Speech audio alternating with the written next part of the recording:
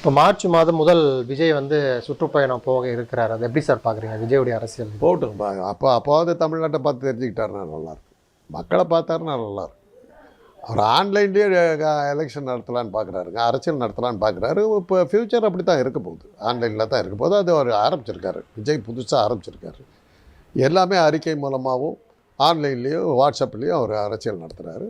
அது சக்ஸஸ் ஆச்சுன்னா மற்ற கட்சிகளும் அதை பயன்படுத்தலாம். இல்லை, தொடர்ச்சியாக விஜய் அவர்கள் பனையூருக்கே கூப்பிட்டு எல்லாத்தையும் கொடுக்குறாரு. வெள்ள நிவாரணாலும் பனையூருக்கு வாங்க, ஃபோட்டோ வச்சு எல்லாத்துக்கும் மாலை போட்டு அங்கேயே இது பண்ணுறாரு, வெளியே வர்றதில்ல ஒரு குற்றச்சாட்டு இருந்துச்சு.